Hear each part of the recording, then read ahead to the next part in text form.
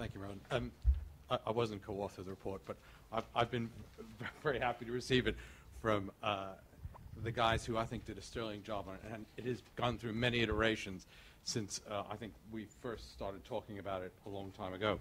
In fact, it was a long time ago, and I wanted to just say to you today, thank you for coming here today, and thank you for supporting this, because this, for some of us, has been the culmination of quite a lot of thinking and quite a lot of soul-searching around the issue of how we can get our businesses in our local communities to be able to be more competitive, to be able to grow. And in fact, it started, I can recall, a Saturday morning about 3 or 4 years ago when James and I co-chaired a session of local businesses in Oxfordshire.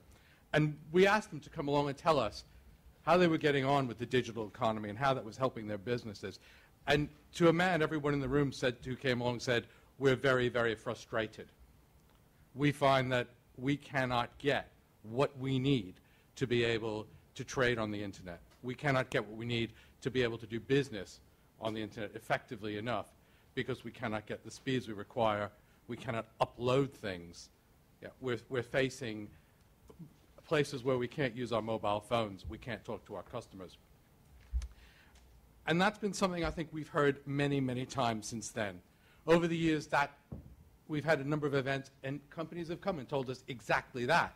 And the frustration that first started, I think, as kind of an annoyance with business now has grown to quite a significant level. And they're happy to tell us and happy to have their voices heard. And certainly they'd be very happy the fact that you're here today. Now, I don't want to give you a whole lot of statistics about the internet or about Oxfordshire. My colleague did enough of that. What I would like to do is just get you to think a little bit about Google Maps. And if you can picture Google Maps looking at the whole of the Thames Valley, I'd like you to click down a little bit and just click down right to a little hotel that sits in a very leafy part of Oxfordshire. Because one of the people who came to see us at that meeting was a hotelier who had built a very good business over 10, 15 years in a lovely country hotel. And at the end of it, he came up to me and he said, you know, I'd like to tell you what I'm doing with the internet. And I said, please do.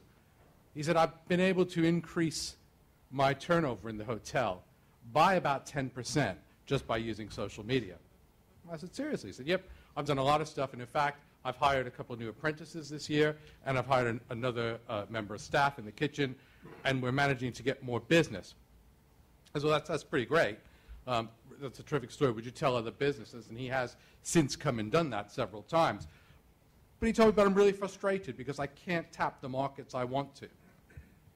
Well, where do you want to go? And he said, well, we have loads of people come to Oxfordshire from around the world for the thing that really draws people to the center of Britain, the thing that they really want to see, the important part of their life. And that's Bicester Village, the retail outlet.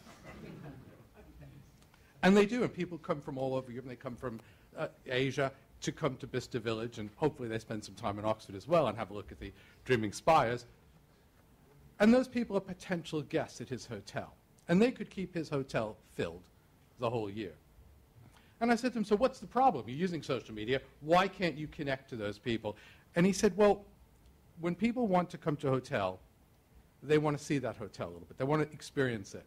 And I'd love to be able to start a video channel.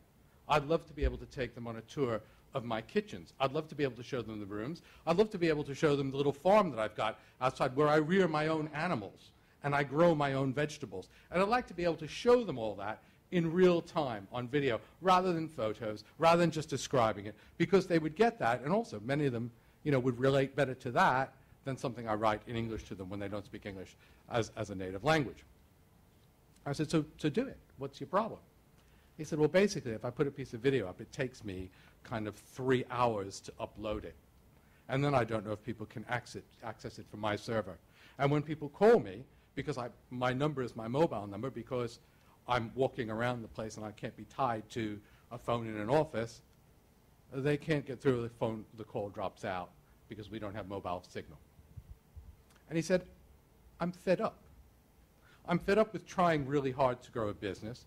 I'm fed up with trying really hard to deliver customer service. I'm fed up with doing this because I'm stilted from achieving what I want because the infrastructure is not in place.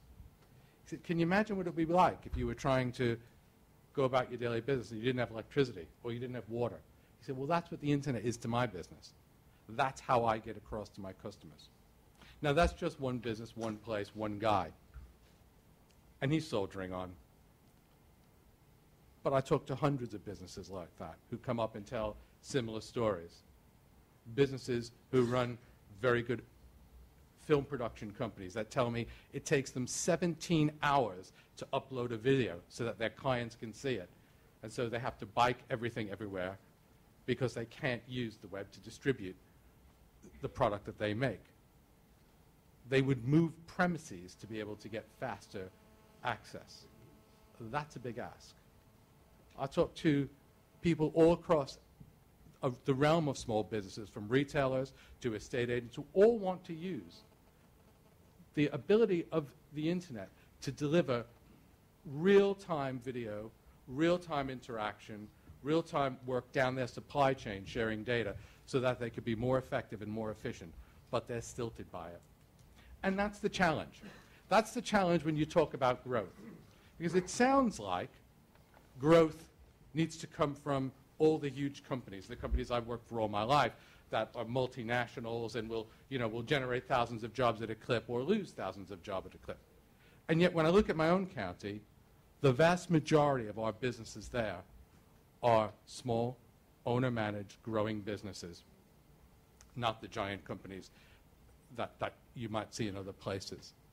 And so it's very important to us in Oxfordshire. I think it's very important to us in the Thames Valley. And this issue will not go away. This will not be something that we can ignore. We need to empower those companies. We need to be able to deliver for them the facility for them to grow, because that's what we're trying to do. That is the agenda for growth.